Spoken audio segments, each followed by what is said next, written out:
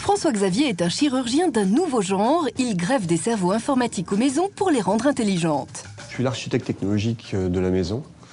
L'objectif étant d'optimiser le confort, la sécurité, les économies d'énergie, tout ce qui est lié au multimédia dans une maison. Et pour bâtir un tel projet, le domoticien écoute, analyse, conçoit, installe, programme, mais pas tout seul. Je suis en fait le chef d'orchestre du projet et je fais en sorte que l'architecte, les entreprises, donc l'électricien, le chauffagiste, le menuisier, aillent tous dans le même sens. Des installations astucieuses et pratiques qui ouvrent la porte à toutes les envies. Un scénario, par exemple, c'est je quitte la maison.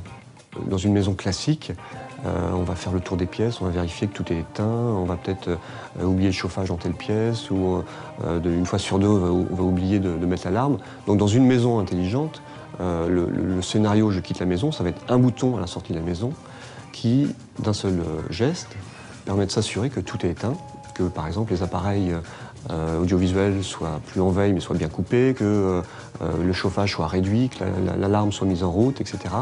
Magique, mais c'est pas un peu gadget tout ça? Ça peut aussi être extrêmement utile. Donc, depuis des années, on équipe des personnes âgées, des personnes handicapées, parce que c'est tout simplement la seule façon pour eux de rester chez eux.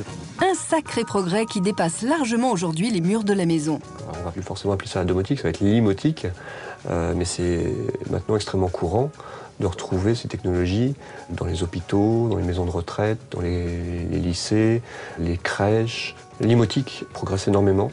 C'est aujourd'hui un domaine qui effectivement a beaucoup d'avenir. Et pour réussir, quelle est la clé? Aujourd'hui, comme on assiste à de plus en plus de matériel différent, d'équipements différents, je pense que c'est important de suivre une formation structurée pour acquérir un bon niveau. Il faut à la fois maîtriser les technologies informatiques, les technologies liées aux automatismes, donc il faut quand même un background assez solide. Il y a des BTS domotique et il y a des nouvelles formations au niveau Bac+5. Je sens qu'une nouvelle vocation est sur le point de vous habiter et ça va déménager.